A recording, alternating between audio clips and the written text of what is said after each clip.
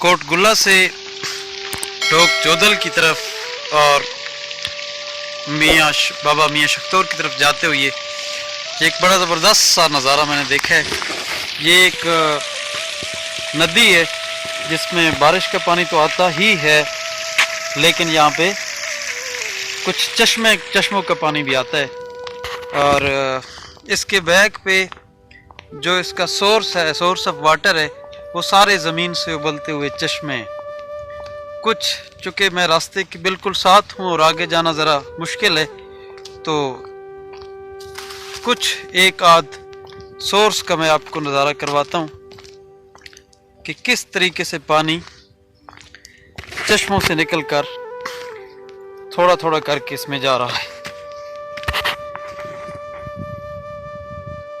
ये देखिए जी,